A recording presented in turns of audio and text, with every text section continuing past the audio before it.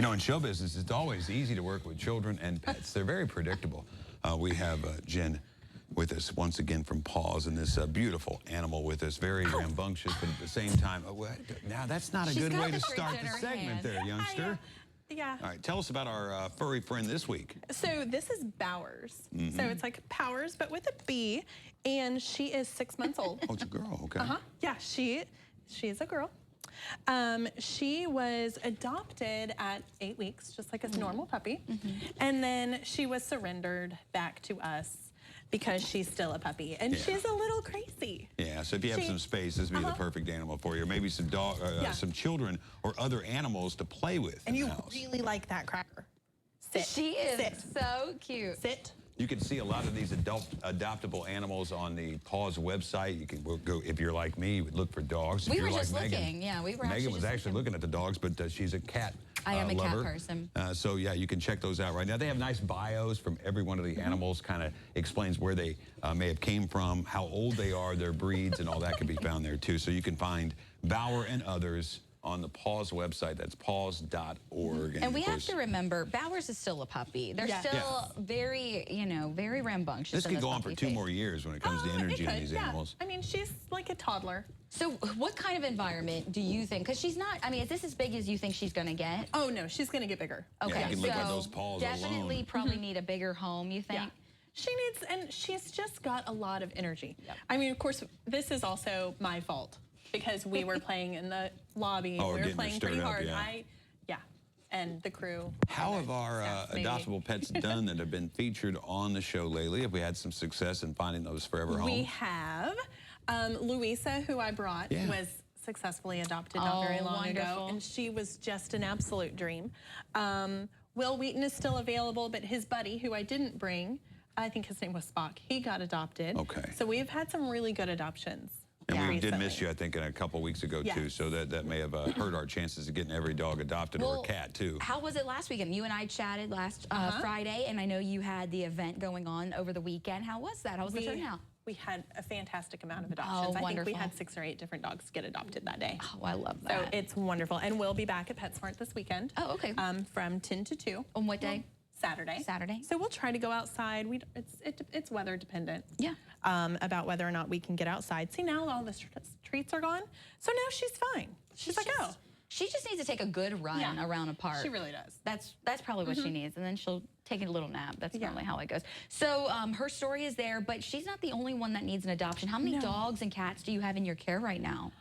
I think we've got probably 35, 40 dogs in our various fosters, and we've just been requested to take some puppies, so that's going to have our numbers go up. Our cats are very full. Yeah. Has anyone reached out from Western Kentucky? I know they had a lot of displaced animals there from the severe storms they had last Sunday night into Monday, and of course, a lot of times those families aren't reunited with their beloved pets. And it may be weeks or months in some cases. But we do hear extraordinary stories about dogs refinding their homes, just sniffing around a little bit. But yeah, we want to make sure that all our area pets are taken care of.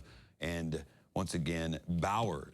Bauer's now she's being all sweet and calm. I still have I bet I can make friends with her real quick. You can get her out. There you go. There you go. Don't take my fingers. I'll need those later. You know, we've been reporting, a lot of those Western Kentucky places, the shelters, they're in need of help. You guys are also in need of help. What kind of items specifically do you need? I know monetary donations are always welcome, but what specifically do you guys need as we head into summer? Something that we tend to need but is kind of more of a costly thing are dog crates. Okay. Dog crates all of our fosters do, for the most part, require a dog crate for every one of our animals. So it does take a little bit of a burden off of our fosters, because a lot of our fosters, we try to give you everything that you're going to need. We will help you. We will help provide you with food. So all of the food that gets donated at the various pet stores in town, we pass that on to our fosters. So dog crates are something that typically isn't a donation, because they're so large and they do get a little bit costly. I know. And not every community has the luxury of having an organization like PAAWS. You don't have a brick and mortar building. No. You just have a network of supporters. You yourself foster some of these animals too. I do. I like to take puppies.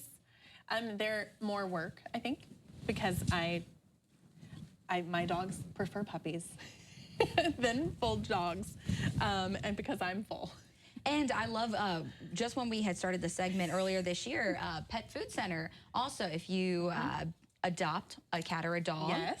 What has that been like? I mean, what is included? I remember us mentioning it briefly, but for folks that maybe weren't watching that day, what is included if you are watching right now and you say, hey, I think I want to adopt PAAWS or another animal? Yeah, so any of the dogs or cats that I bring in to our Furry Friend Friday segment are all going to go home with a welcome home basket. So you're gonna get a bag of food, a bag with treats in it, and then you're gonna get some puppy pads, and then you're also gonna get the Nature's Miracle Cleaner, which is great because someone like PAAWS is still learning all of her manners. She will sit, she gets a little piggy voice when she sits and talks back. But she's still learning and she still needs to be trained. And so that Nature's Miracle Cleaner is some of the best cleaner out there. I love it. You just spray it on and it cleans up wonderfully. And if you're looking, you know, maybe you're like, am I gonna be a good owner? I would say she probably needs an owner that's a bit more patient, willing to train her. Someone that has the energy to match hers, for sure. She does, and she's just 6 months old, so she just doesn't know yet. She's so eager to please. She wants to make you happy. She sits and she just has a lot to say about it. Now, she does a good job of cleaning floors too. Oh, absolutely. She probably found at least one former chili cheese, you know, Frito that I dropped in the studio at some point. But she'll get it. She'll get it. Never a crumb on the floor. No.